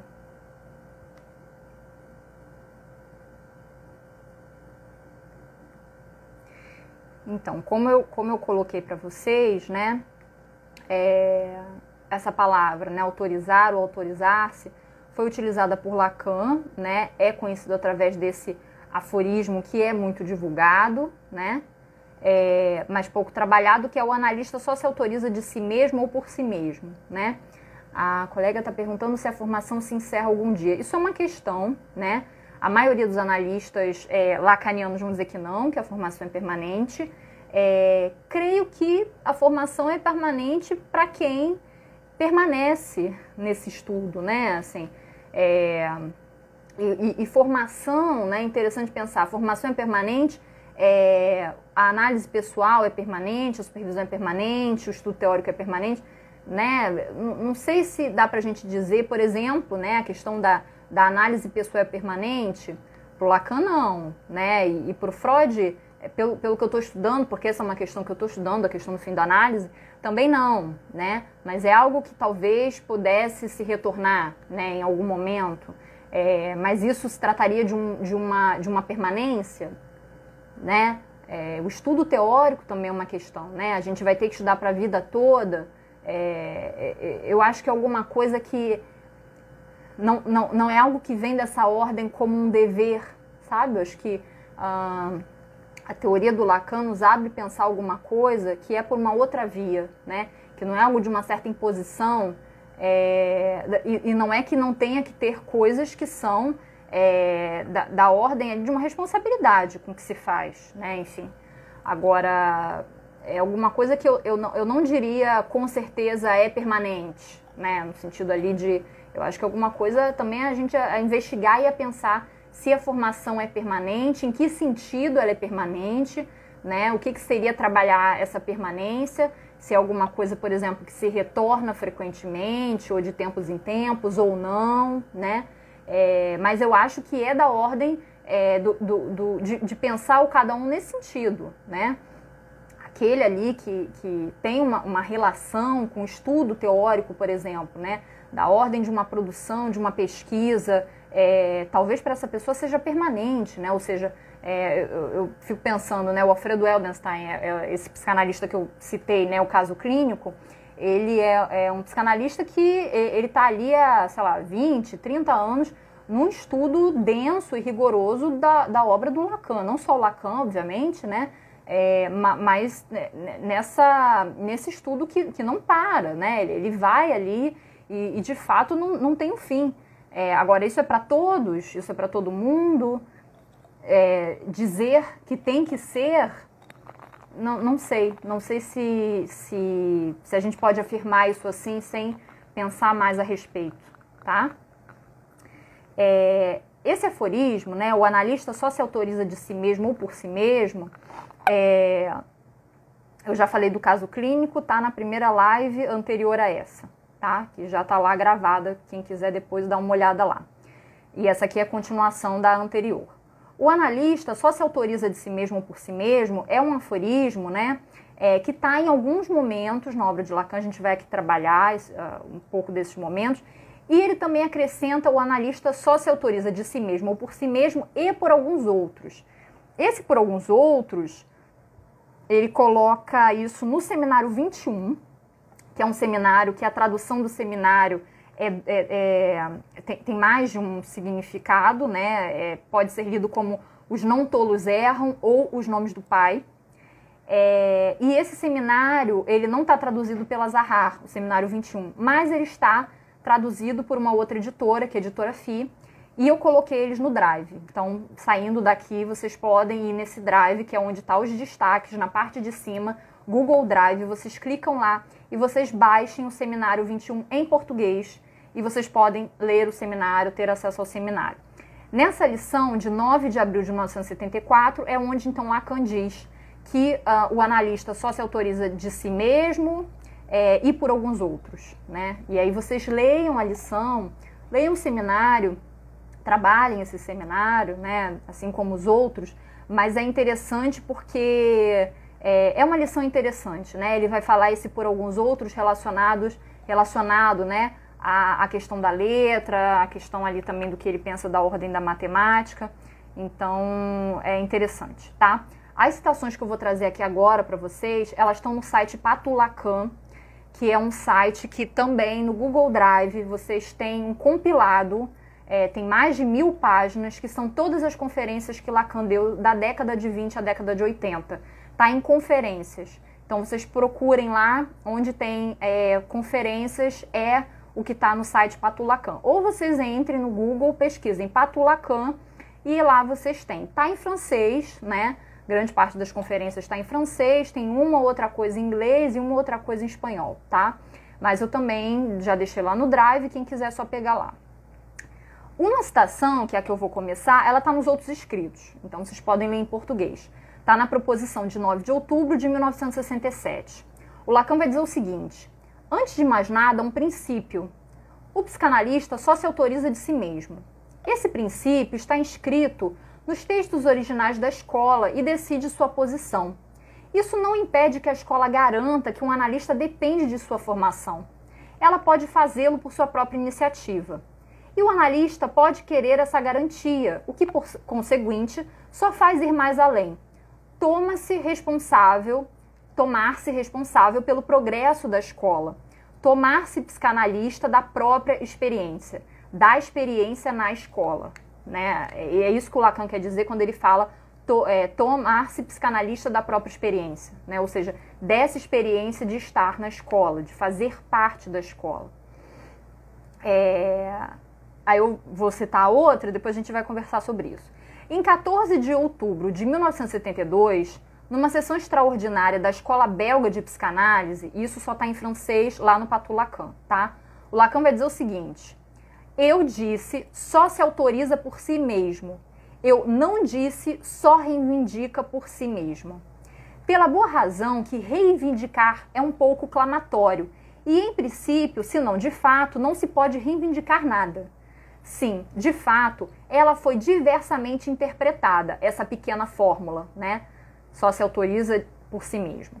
Para muitas pessoas, ela quer dizer que quase qualquer um pode se declarar analista. O que eu devo dizer aí ele dá um tempinho, legal. Ou seja, qualquer um de fato pode se declarar analista. Para Lacan isso é legal, legalizado, né? Legalmente possível. Uma pessoa se dizer analista, se autodeclarar analista, né? Isso é possível. Agora, o que ele vai dizer? Nada impede, com efeito, alguém de se portar desse modo irresponsável. Ou seja, não é uma questão para Lacan de pode ou não pode, deve ou não deve, mas é uma questão de responsabilidade ou irresponsabilidade. Essa que é a ideia, tá? Ele continua. Omite-se nessa pequena frase, né? O analista só se autoriza de si mesmo, que o analista, né? Isso tem para mim um sentido muito problemático. Quero dizer que é necessário, primeiramente, que essa posição seja, eu direi, quase ocupável. Ela deixa mesmo uma dúvida sobre a existência do analista. Enfim, a partir de quando existe um analista? Fantástico, né? Lacan já apresenta a pergunta, né? Ou seja, o analista só se autoriza de si mesmo, né, deixa uma dúvida sobre a existência do analista. A partir de quando existe um analista? Ele vai dizer, é por isso que nessa escola, que é a minha, eu tentei como escola que deve ainda fazer suas provas, eu fiz essa proposição que verdadeiramente afugentou um certo número de pessoas. O que é curioso, eu não estava certo do avanço desse efeito, longe disso. Percebi muito bem que eram coisas difíceis a título de exercício. Mas não é porque essas pessoas acreditaram dever fugir que isso é mais fácil. É uma experiência em curso. Ou seja, ele diz que quando ele, né, coloca como princípio que o analista só se autoriza de si mesmo, muitos deixaram de segui-lo, muitos saíram da escola, né? Muitos viram nisso alguma coisa da ordem do bom, então qualquer um pode ser analista, né? E o que ele está dizendo é que isso é uma postura irresponsável, né? Aí ele vai dizer, eu tentei propor que esclarecêssemos pelo testemunho do interesse de qualquer um que só poderia testemunhar por si mesmo. Testemunho do interesse do momento, que não se trata, evidentemente, de testemunhar o que é ser analista, já que é justamente isso que está em suspensão. Desde o momento que testemunha, onde o analista se encontra, o que aconteceu para que ao menos desejasse ser analista. E se acreditarmos no que eu fundei como princípio, ou seja, que o analista não poderia sequer conceber a si mesmo se não tivesse passado por algo parecido com a experiência analítica em si, onde ele está no momento em que ou bem se confirma ou simplesmente se afirma, o que o fez desejar ocupar essa posição de analista. Aqui, o Lacan está tratando da análise pessoal, da experiência de análise, ele fala disso no final, né? Ou seja, é algo ali por ter passado por uma experiência analítica em si. E o Lacan está falando do passe. Quando ele fala do testemunho, né, testemunhar, esse desejo a ser analista, ele está falando do passe. A gente aqui não vai entrar nisso, tá? É uma discussão interessante, mas é uma discussão super rica em complexidade, né? Que a gente precisaria de tempo, né, para investigar e para poder trabalhar isso. Mas eu quero, né, entrar com vocês sim nessa questão, né, de que sustentar que haveria um analista, né, a partir de uma análise é algo que tanto Freud como Lacan diziam, né? Mas como isso ocorre, né, é algo que o próprio Lacan aqui nessa citação que eu trouxe para vocês interroga. Você vê, né? Como saber a partir de que momento há um analista? Isso para Lacan é uma questão. Isso não é alguma coisa dada ou alguma coisa no fim de análise, ponto. Não é, não é. Né? E a gente precisa, na verdade, retornar isso, né? Interrogar isso para trabalhar melhor isso. Porque, de fato, isso não está dado, né? Isso não está ali posto para Lacan como alguma coisa finalizada, tá? Quando ele diz que um analista só se autoriza de si mesmo, ele está trabalhando isso junto à escola. Isso já é um ponto que a gente não pode esquecer, tá? E esse se autorizar depende de uma formação que não é em si acadêmica, ou seja, você entra num lugar, aprende e vai embora, e sai, né? A escola não é esse lugar, onde você entra ali, você ocupa um lugar, uma matrícula, né? Você tem uma lista de chamada, você aprende e você, com os conhecimentos que você tem, você vai fazer outra coisa da vida, né? Fazer parte da escola demandaria para Lacan uma responsabilidade com um grupo, com uma produção teórica e crítica interna de sua praxis como formação. E aí eu não sei se eu estou conseguindo passar para vocês a diferença disso, que é a seguinte, né? Tal como Lacan pensou a estrutura da escola, o analista ele não está ali para conseguir um diploma, para consumir um conteúdo, ou se formar visando abdicar de um lugar de aluno, né, já que não se trata desse tipo de organização tal como numa hierarquia, né? Há uma responsabilidade do analista com esse fazer parte. A escola, para existir enquanto instituição, depende dessa responsabilidade do analista. Responsabilidade não por estar presencialmente ali ou virtualmente ali, né? Ocupando um certo lugar, mas por produzir continuamente material e interrogações a serem trabalhadas. Então, a formação do analista também não é algo que ele vá consumir, né, sem que ele devolva isso que ele está recebendo, né? Ou seja, há uma troca, que é isso que Lacan fala de um confronto contínuo entre os membros da escola, justamente porque nisso que eu escuto, nisso que o outro me faz pensar, eu preciso devolver, né? É a ideia dessa devolver a mensagem, né? Desde o outro, é essa ideia de que algo que vem, algo retorna. E eu preciso poder retornar. Então, se eu estou fazendo parte de uma escola, né? Eu preciso estar num certo lugar que eu tenha, né, tome uma posição, né, a gente pode chamar até de partido, né, porque é uma questão política, né, onde deve haver uma responsabilidade por isso que se produz, né, por isso que se produz de todas as partes, né. Então, a partir de quando há um analista, né, essa pergunta para Lacan, como eu falei, não estava respondida, né, dizer de um fim de análise talvez não seja suficiente e por isso a gente precisa poder investigar mais isso, né? E aí, o autorizar-se, né? Como pensar isso? O autorizar-se, a meu ver, depende dessa tomada de posição. Essa que é a questão. E se autorizar supervisor, se é que podemos pensar nessa mesma lógica, né? Não sei muito bem, mas um autorizar-se de si mesmo, né? A gente precisaria investigar mais essa questão da supervisão, né? Se autorizar-se supervisor. Mas não parece algo, para mim, que se decida a partir de um ganho, ou seja, agora que eu sei mais, agora que eu estou nesse ponto, eu posso dar supervisão. Não me parece que é dessa ordem, né? A colega está falando, né, que é um problema nas escolas, muita passividade por parte de muitos participantes e uma hierarquia esquisita. Pois é, essa passividade que é a questão, né? Para Lacan não haveria possibilidade de passividade, não haveria neutralidade, nem dentro de uma análise, nem dentro de uma escola, né? Ou seja, não há a possibilidade de eu ser um espelho, né? Por isso, talvez, reciprocidade, a colega apontou reciprocidade, não seja um bom termo, porque não é no mesmo nível, não é alguma coisa que bate e volta, né? É alguma coisa que é da ordem de uma diferença. Isso que me vem, eu devolvo com uma diferença, eu devolvo com uma interrogação, eu devolvo com um não concordar, com uma descontinuidade, né? É dessa ordem, porque talvez esse seja a questão, né? Muitas vezes, não estou aqui falando só dentro das escolas, mas muitas vezes numa formação de psicanálise, isso que me vem, eu absorvo como uma verdade, né? No sentido de um dogma inquestionável, como algo ali, né, a de fato ser consumido, ser entendido, ser, né, que isso vai fazer parte do meu ser, né? E a questão não é essa, né? Tem que ter a possibilidade, né, de eu trabalhar isso que eu absorvo, ou enfim, né, que eu estou ali aprendendo através de um ensino, né? Eu trabalho isso e eu devolvo isso com uma diferença, na ordem de uma diferença. E isso é muito importante, né? Então, eu acho que passa por essa tomada de posição, como eu falei para vocês, né?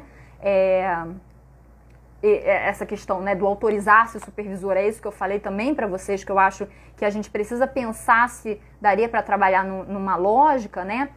Mas que eu acho, né, isso sim, eu tô de acordo com isso que eu pensei, que o autorizar-se, né, supervisor, não depende de alguma coisa que eu possa dizer, agora que eu sei mais, né, agora eu vou dar supervisão, agora eu passo a dar supervisão, né? E aí eu vou falar para vocês como é que eu pensei isso. Uma vez, né, eu busquei uma supervisão com uma analista, né, e eu me surpreendi quando ela falou que ela nunca tinha dado supervisão fora da instituição, da escola que ela fazia parte, né? Ou seja, em consultório, que é onde eu estava buscando, né? Mas que a gente poderia tentar essa supervisão, ou seja, eu seria a primeira pessoa que ela estaria supervisionando por fora de uma escola, né? Eu tava prestando atenção aqui nos comentários, por isso que eu me perdi. Fica gravado aqui mesmo, Carol, já tá a primeira parte dessa live já está gravada. Depois, quem não pegou, é só ver lá a primeira parte e depois continuar com essa aqui, tá? Então, achei interessante quando eu peço, né, essa supervisão para essa analista e ela diz, bom, podemos tentar, né? E aí ela fala, né, que ela nunca deu supervisão por fora da instituição, como se estar ali comigo fosse estar fora da instituição, já que ela estava ligada à instituição, né? Então, é como se de fato a instituição ficasse muito relacionada ao lugar físico, né? Quando essa analista, ela continuava fazendo parte da escola, né? Mas é interessante que a partir daquele momento em que ela aceita me supervisionar, ela aceita a partir de um pedido, de uma demanda minha, né? E aí o que isso me fez pensar? Isso me fez pensar que esse autorizar-se depende de algo que não está propriamente em mim como supervisor ou em mim como analista, né? Se eu aceito tomar alguém como analisante, né? Ou alguns vão pensar como candidato, analisante, enfim, né? Então não depende propriamente de um acúmulo de saber, de conteúdo, de diplomas, né? Talvez não seja sem isso, não estou excluindo isso, né? Mas eu creio que o mais interessante é pensar que esse autorizar-se nos vem de fora, né? Ou seja, quando o Lacan fala, né, que o analista só se autoriza de si mesmo, né? E ele não deixa claro, né, o que seria esse se autorizar propriamente, né? Eu acho que o ponto, o acento, né, que a gente deveria dar não é propriamente ao autorizar-se, mas ao a si mesmo. O que seria o si mesmo? Porque o que ele vai dizer, né, é que o analista não é alguém que consiste, né? É alguém que pode desejar ser, né, analista. E o analista é alguém que só pode verificar que foi. Então, eu fui analista a partir de dado ato analítico, a partir de dada intervenção que teve como um efeito, né, algo de uma mudança discursiva. É ali, naquele ponto, que eu posso dizer que houve um analista. Ou seja, eu como analista, eu não consisto, eu não posso me dizer analista, né? Então, o autorizar-se analista é alguma coisa, né, que eu acho que o acento tem que cair sobre esse si mesmo, porque não depende de algo que eu tenha, e aí a partir disso que eu tenha, eu me autorizo, né? Essa autorização talvez venha a partir dessas interrogações que me chegam, né, e que fazem com que haja um trabalho ali para que haja esse autorizar. Ou seja, o autorizar depende ali de uma certa interrogação que me vem desse campo do outro. Essa é a ideia, que eu estou falando do outro como O maiúsculo, né, o grande outro. É disso que se trata, né? Então, quando Lacan diz autorizar-se por alguns outros, né, quando ele trata disso, eu não sei bem se é a isso que ele se refere, porque isso eu não consegui estudar bem para estar falando aqui com vocês, né? Isso é algo que vocês podem, né, a partir daqui, buscar e ver, né? Agora, o que eu vejo no campo, né, no campo analítico? É que esse por alguns outros é entendido, né, pelos colegas, eu acho que também por mim era e por vocês talvez também, né? É entendido comumente como se alguém fosse nos conceder um certo título de Sir, né, como Cavaleiro da Ordem do Império Britânico, né? Ou seja, como se a partir de algum momento alguém fosse colocar a espada ali, né, e nós iríamos atingir um certo título, né, como se fosse de fato um autorizar-se a partir de uma reivindicação, né? E Lacan diz que não é disso que se trata. Ou seja, não se trata de reivindicar, de pedir, né, ou de fazer todo um trabalho para ganhar isso que alguém vai poder me dar, né, que alguém vai poder dizer, bom, agora você né? O colega perguntou, depende do desejo do analista? É com isso também, né? Eu aqui não estou falando de desejo do analista, mas é com isso também. Talvez o desejo de analista seja algo que advém desse fim de análise como um certo resto, né? E isso coloca em questão esse autorizar-se. Mas não sei propriamente ainda, porque isso ainda é uma investigação que eu quero fazer, como é que a gente poderia pensar isso de uma forma mais articulada, né?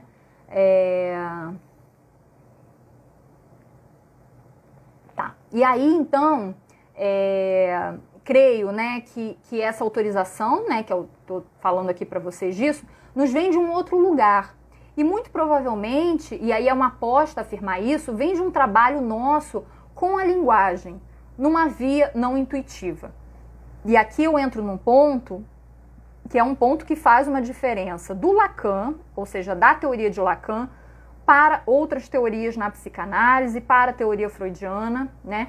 Porque esse autorizar-se analista é pensado dentro de uma certa teoria que é de Lacan, né? Assim, eu não sei se dá pra gente pensar esse autorizar-se da forma como eu vou trabalhar aqui com vocês agora, né, um pouco, por fora dessa teoria de Lacan, né? Ou seja, é alguma coisa que é delimitado dentro de um campo. Que Lacan tenha pensado essa teoria, que é a teoria do significante, para além, né, da sua escola, pensando nessa teoria como a teoria da psicanálise, né? Aí é uma proposta que ele faz de ampliar e dizer que, bom, essa teoria dele, assim como em vários momentos ele não tem questão com isso, ele afirma, né, que a teoria do significante é a teoria da psicanálise, né, que ele descobre Freud, né, Lacan diz isso, que se Freud descobre inconsciente, ele descobre Freud, né? Ou seja, tem uma teoria ali que ele coloca, né, em trabalho, né, coloca ali dentro desse campo, né, e a partir disso ali ele vai, de fato, construir uma outra psicanálise, né? Isso é algo forte da gente sustentar e da gente afirmar, né? É algo que eu faço a partir de um certo percurso que eu estou traçando, né? Vocês veem aqui que eu tomo muito cuidado em afirmar certas coisas, né? Muitas coisas ali eu acho que não é possível de afirmar, mas isso eu acho que, para mim, pelo menos, isso já está claro, né? O Lacan, ele vai trabalhar uma teoria que é uma teoria diferente da de Freud, né? Quem quiser, eu falo melhor disso numa live que está no YouTube, que ainda não viu, chama O Retorno a Freud como Política de Transmissão da Psicanálise, pelo Instituto ESP, tá lá, é só quem quiser entrar, eu falo melhor disso, eu falo melhor sobre essa questão da teoria de Lacan, sobre essa ruptura com a teoria de Freud, então quem quiser pode ir lá ver e vai ter essa colocação, tá? A colega que está levantando uma frase, que eu discuto isso lá nessa live, inclusive. Lacan diz que ele é freudiano. Sim, Lacan se diz freudiano. Nessa live eu explico por que ele se diz freudiano, qual é a minha interpretação junto com outros colegas, porque não é sozinha que eu penso essas coisas, né?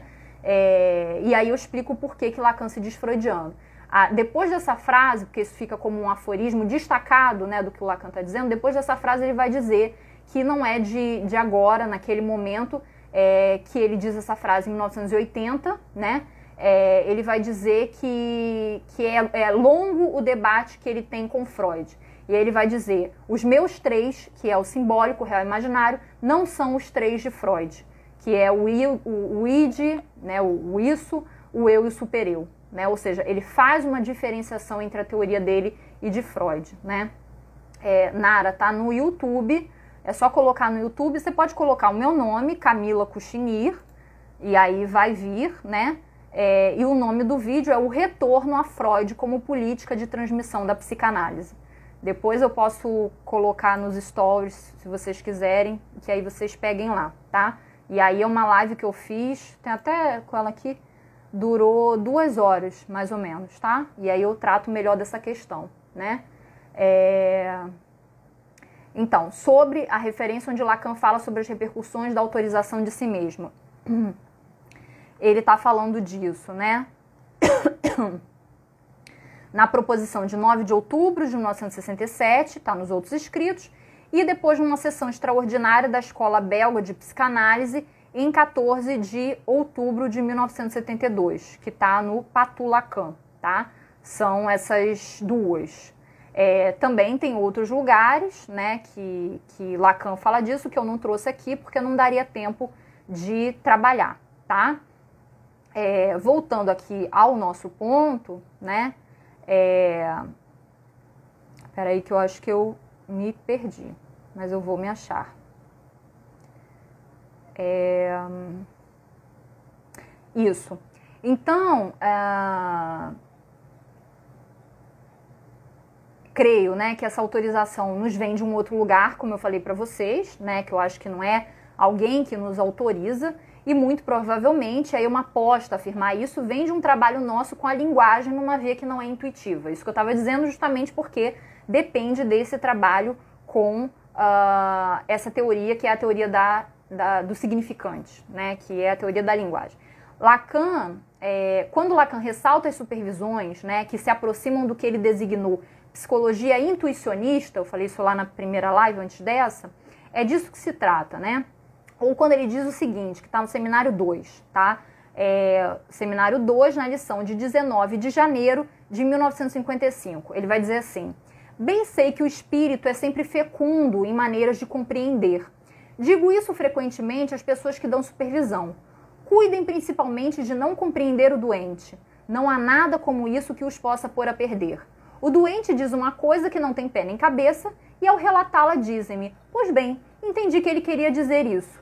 Quer dizer que, em nome da inteligência, a mera e simplesmente elisão daquilo que deve deter-nos e que não é compreensível.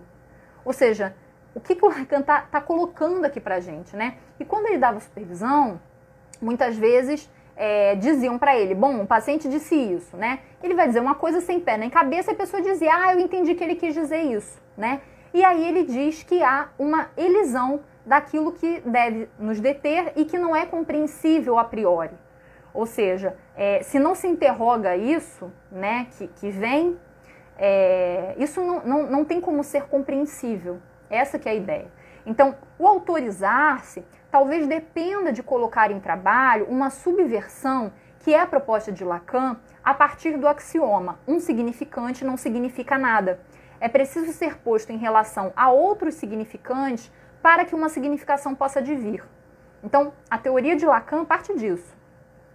Como destacou o camarada Augusto Vaz de Mello, né, que é colega que faz parte do grupo Borda, né, e ele está dando um curso sobre os fundamentos da psicanálise lacaniana, ele está ministrando nesse momento pela Sociedade de Psicanálise da Barra, mas eu acho que ele vai acabar repetindo esse curso depois, então eu vou acabar colocando nos stories, né, se ele for dar, enfim, pelo Zoom, porque aí quem quiser, né, eu acho que está tendo uma discussão muito interessante em torno dessa questão da teoria lacaniana, questões políticas, questões para se pensar ali a ética da psicanálise, né, e o trabalho com a topologia, tá?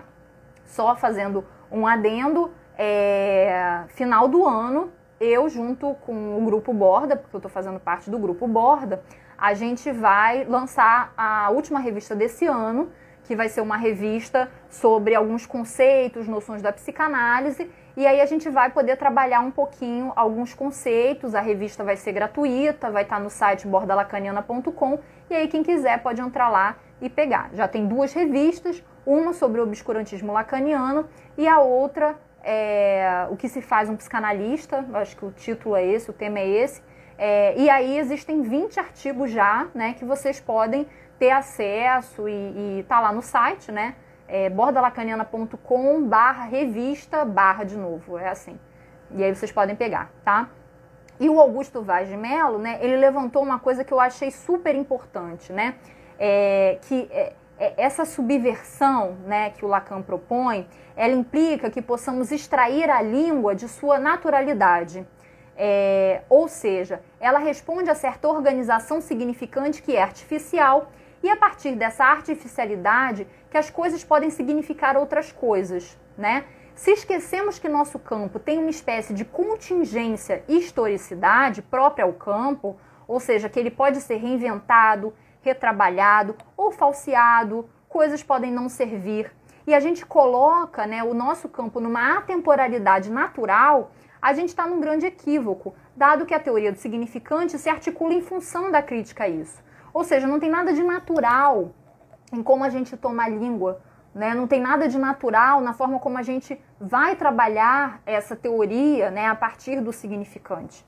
Então, talvez o analista autorizar-se dependa menos da análise pessoal como uma passagem necessária para autorizar-se, né? Ou seja, né, para ser analista eu tenho que fazer uma análise pessoal, e depende mais de como isso que advém de uma análise se engata à teoria, né? O Lacan, num texto de 1975, que chama Talvez Invenção, ele vai levantar um ponto que, né, ele solta e não volta mais a isso, mas que eu acho interessante, que ele vai dizer que o importante de uma análise para o analista é entender não para que ela serviu, né?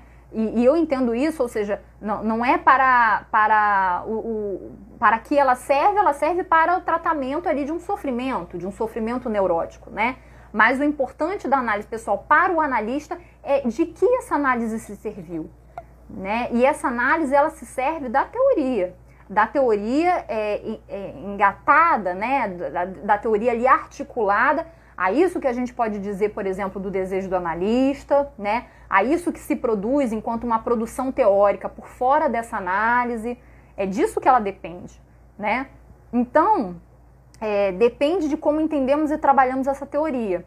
Por quê? Porque o pensamento intuitivo, né?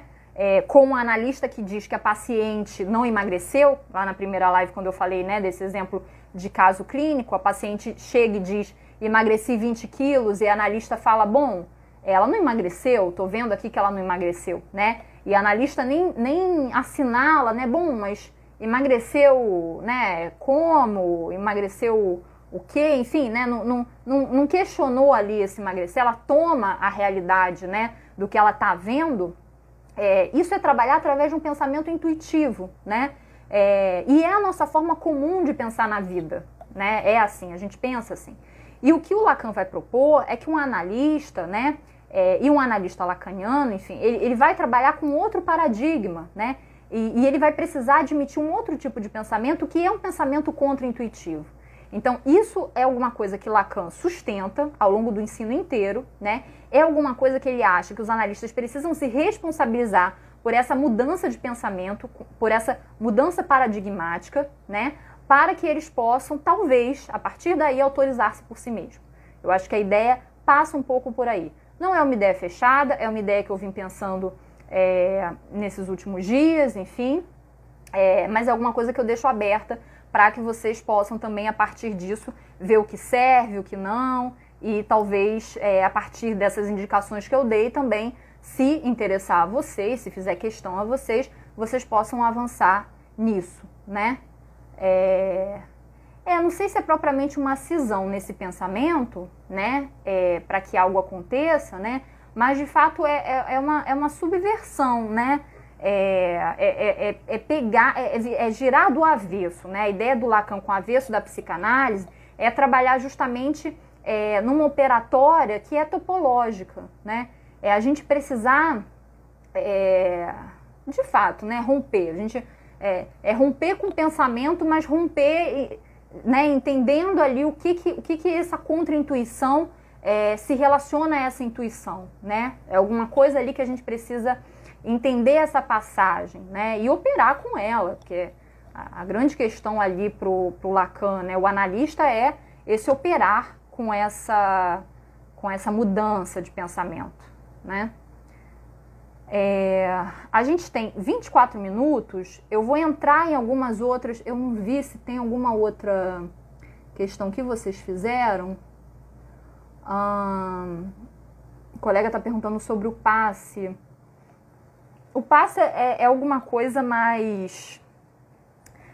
também mais densa, complexa, assim, alguma coisa que eu nunca estudei a fundo, né, assim, nunca entrei nisso. A ideia do passe é uma ideia que hoje em dia muitas escolas já não concordam e não trabalham com passe, né? As escolas ligadas à AMP, né, que é a Associação Mundial de Psicanálise, que foi instaurada pelo Miller, trabalham com o passe, trabalham com a ideia de passe. Quando o Lacan ele pensa o passe, né, ele vai pensar o passe como de fato um certo testemunho, um testemunho que é feito em 3 partes. Há alguém, né, que quer se tornar analista da escola. Eu tô falando de uma forma super rasa porque eu não sei detalhes, tá? Um analista que quer se tornar parte da escola, mesmo sem ter terminado a sua análise pessoal, a sua formação, ele faz ele pede, né, para ser candidato ao passe. Há um relato desse passe que é feito por ele, onde ele vai relatar ali a sua experiência de análise pessoal, de formação, onde ele vai relatar a um ou outro que é chamado passante, né? E esse passante vai fazer o passe, ou seja, o passe não é feito pelo candidato do passe. O passe é feito por um passante a um grupo que é um certo comitê, como isso é escolhido eu não sei, né? Que se reúnem para decidir então se essa pessoa pode se tornar analista da escola ou não.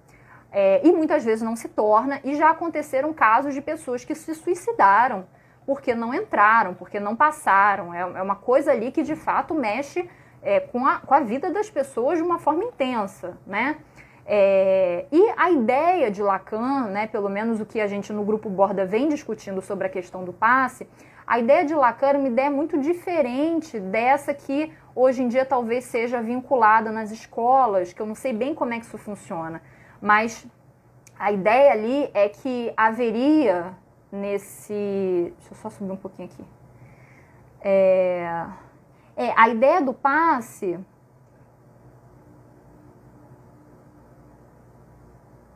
A ideia do passe não é alguma coisa religiosa, né? Não, a proposta de Lacan não era essa, né? Não era que fosse algo religioso, né? Mas, ou seja, o analista ele só seria aceito naquela escola se passasse. Ele diz que nem todo mundo passaria pelo passe, né? Que é alguma coisa que de fato não deveria ser obrigatório, não alguma coisa daquele que sente. Que sente é uma palavra ruim, né? Essa coisa da sensação, assim, mas aquele que de alguma forma se vê convocado, né? E não é por alguém, enfim, mas a prestar um testemunho, né? A prestar um testemunho ali de uma certa formação. E a ideia é que o que chega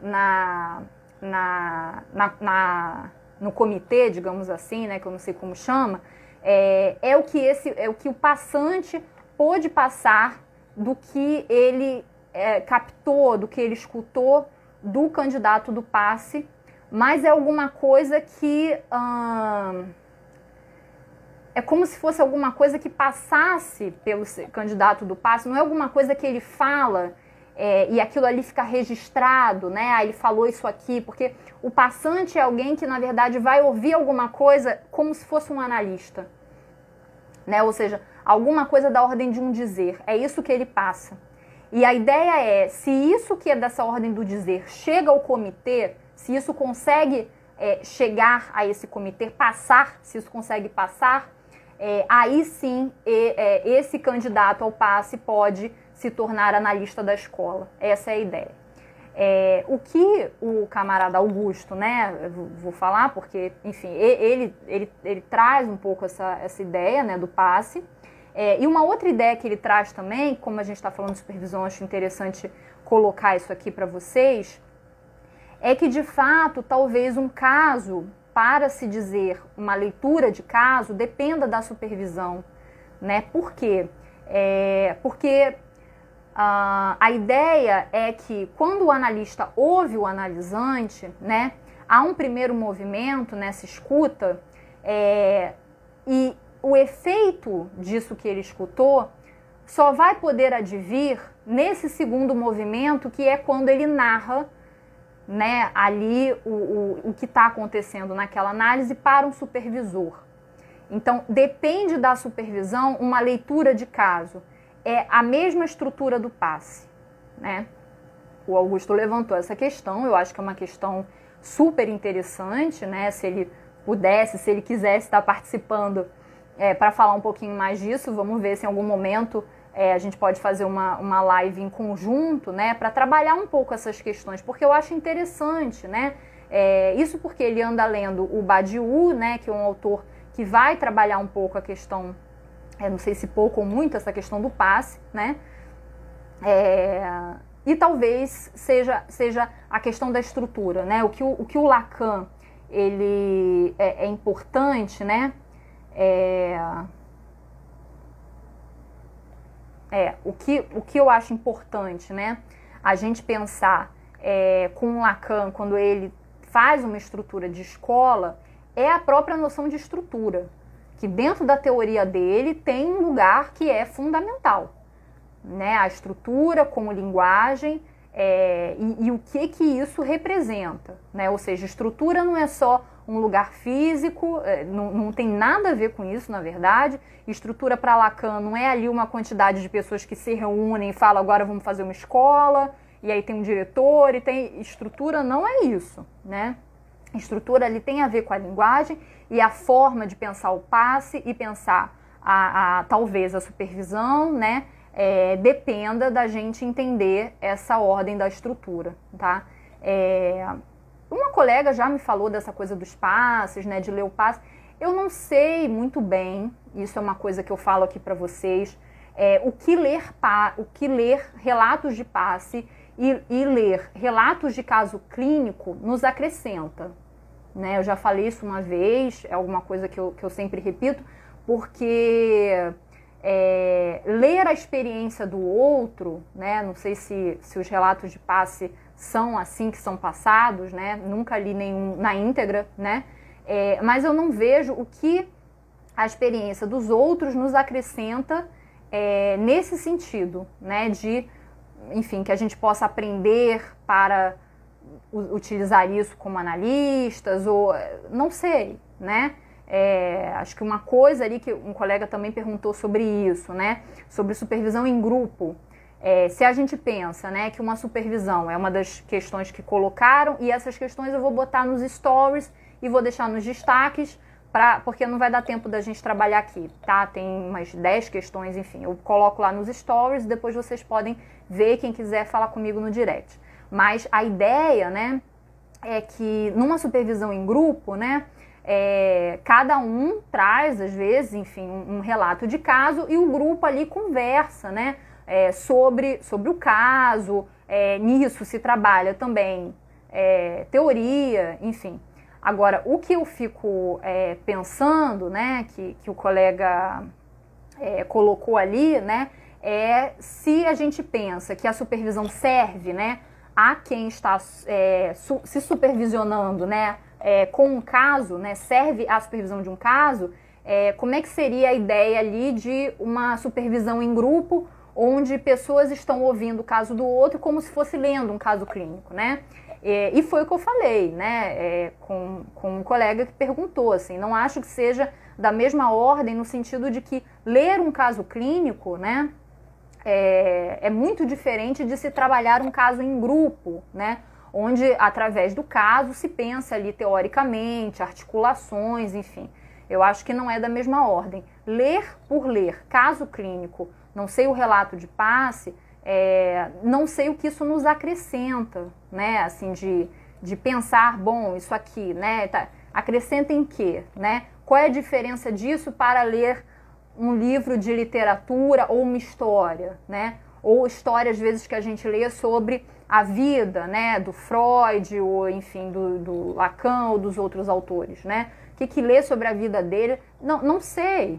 É uma questão que eu coloco para vocês, porque, de fato, eu não sei se a gente ficar atrás de casos clínicos. Por quê? Porque muitas vezes, né, porque eu já estive nessa posição ali e sei que isso acontece, sei que às vezes isso é muito requerido, né, fazer trabalhos falando de casos clínicos, né, o que eu acho que é uma exposição que a gente tem que poder pensar a que isso serve, né, falar sobre caso clínico, a meu ver, isso não ajuda a gente a pensar os nossos casos, né.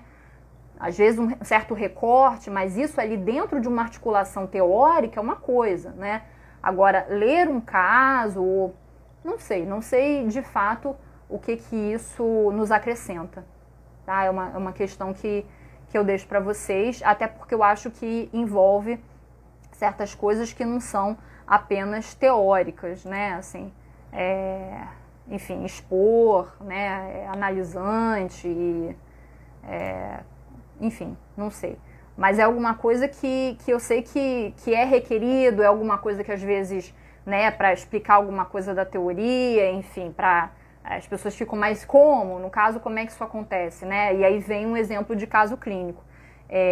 Mas eu acho que é alguma coisa que a gente sempre tem que pensar com muito cuidado, com muita atenção, com muito recorte, né? Porque não é algo simples, assim, da gente utilizar e fazer essa exposição, tá? Vou ler só uma pergunta, né? E aí as outras eu coloco lá, tá? Perguntaram assim: o que é necessário para que haja uma supervisão? Em que momento a gente percebe que determinado caso deve ser levado para supervisão, né? E eu acho que é isso que eu estou colocando para vocês, né? Eu acho que é necessário haver alguma dúvida sobre determinado caso, né? Ou porque se acha que o caso está em algum ponto de repetição e o analista está perdido em como intervir, ou porque o analista está com alguma dúvida técnica que perpassa mais de um caso. Eu acho que vários são os motivos para que se busque supervisão, né? Então, acho que é sempre necessário que haja esse analista, né, praticante, um caso ou casos em questão e alguém que se apresente como supervisor, né? Ou seja, que esteja ali, né, atento, né, e desejoso de estar podendo conversar e trocar sobre esse caso. Uma outra, porque está dando tempo...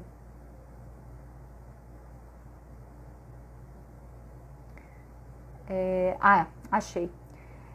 Qual é a diferença entre supervisão e discussão de caso clínico? Né? Isso é alguma coisa que fizeram essa pergunta e eu achei interessante também. Gente, eu não estou conseguindo abaixar para ver as outras perguntas.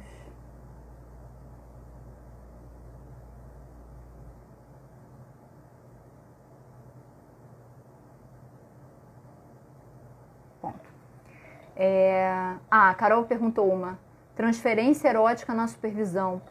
Isso é uma coisa que me perguntaram sobre a transferência em supervisão, né? Como é que seria se o supervisor, como é que lidaria com a transferência, né? Primeiro que eu não sei, isso é alguma coisa pensando na teoria do Lacan, né? Transferência para Lacan vai estar diretamente ligado a isso que ele chamou de sujeito suposto saber. E isso tem uma operação na análise, isso tem uma função, um lugar numa análise, né? Numa supervisão, eu acho que isso não opera, pelo menos, né? Porque o sujeito suposto saber tem uma certa estrutura, isso vai ser trabalhado e isso vai cair, né? Há uma queda disso que o Lacan chama de sujeito suposto saber, ao final de uma análise, né? Acho que isso não dá para pensar numa supervisão. Então, isso que a gente pode chamar de transferência em supervisão, transferência com supervisor, né? Não acho que seja o conceito tal como pensado pelo Lacan. Talvez, né, a gente possa falar como pensado pelo Freud, por exemplo, né? Porque transferência para Freud estava fora de uma análise, haveria transferência com qualquer pessoa, porque isso seria da ordem da neurose. Para Lacan, não, né? Para Lacan, a transferência depende de uma operação do analista, depende ali, né, de um colocar em operação, né? Isso que o Lacan vai chamar de desejo, né, do analista, isso que seria da ordem de uma demanda de análise. Então, como o supervisor pode ser também um supervisor selvagem. A gente sabe, né? Eu acho que quando o supervisor, isso é uma coisa que eu não retornei, quando o supervisor de fato fica nesse lugar hierárquico, né? Isso é muito complicado, né? E é muito complicado quando ele toma um lugar de certo e errado, né? Ou seja, você fez isso errado, você devia ter falado tal coisa, por que você falou isso, era tal coisa, né? E aí se torna uma psicanálise selvagem, né? Da ordem de uma moral, né? De um moralismo ali, onde se perde uma certa dimensão disso que é propriamente o trabalho de uma supervisão, né? A Carol falou: como levar um caso de transferência erótica para um supervisor? Eu acho que como levar um caso, né? Assim, cada caso vai ter uma especificidade, né? Cada caso vai ter ali uma questão, e aí poder conversar com o supervisor sobre o caso, né? Acho que não tem uma especificidade que eu possa dizer como levar, ou que alguém possa dizer, né? Como levar um caso de transferência erótica para o supervisor, né?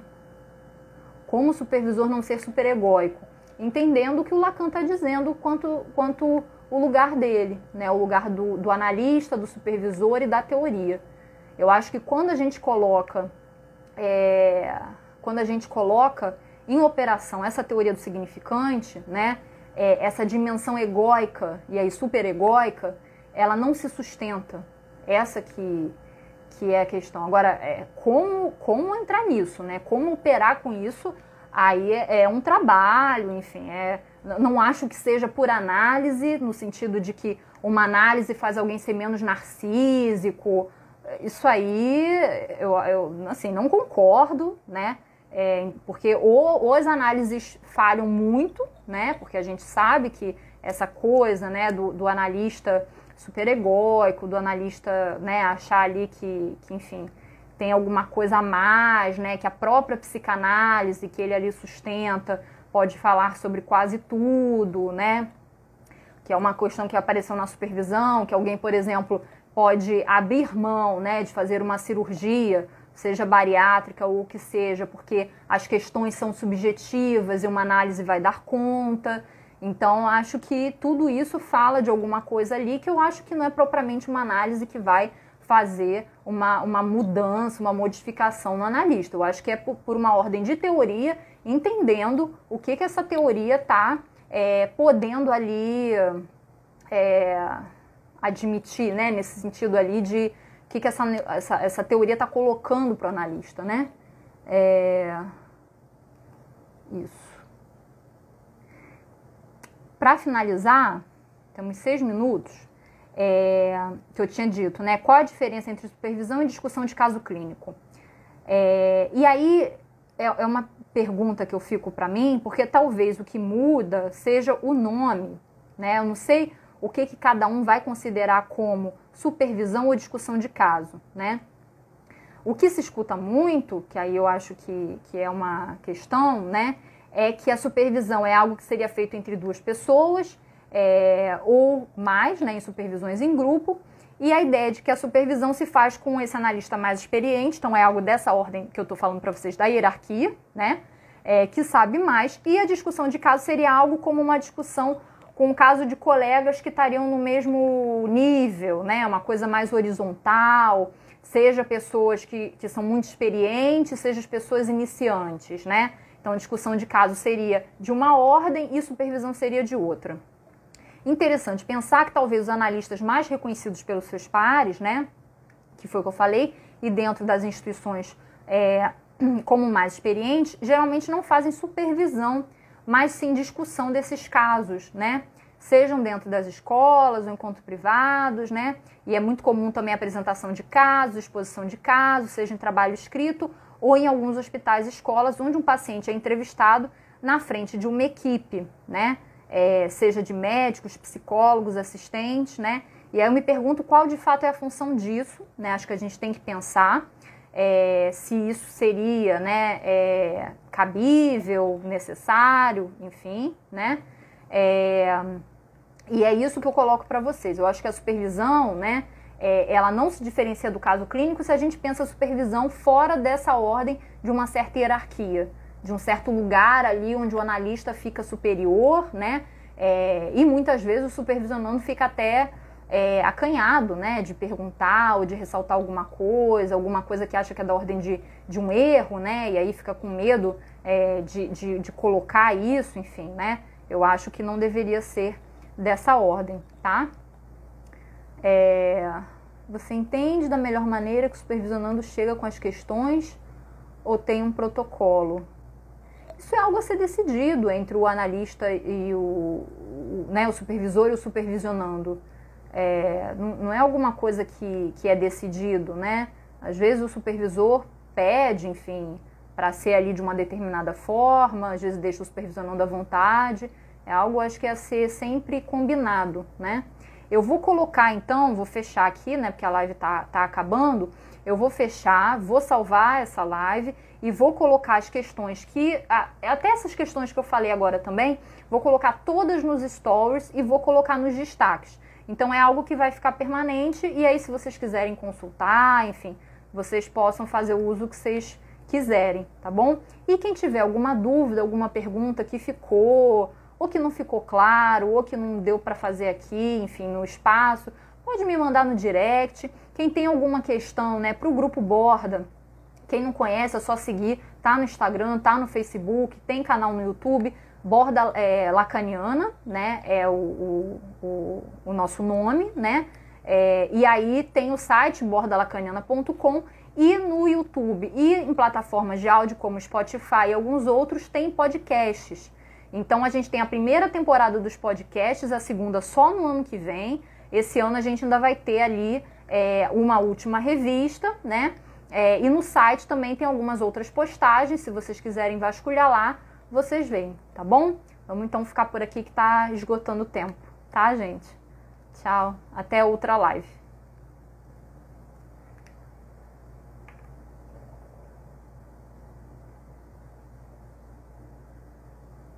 Vou esperar encerrar agora.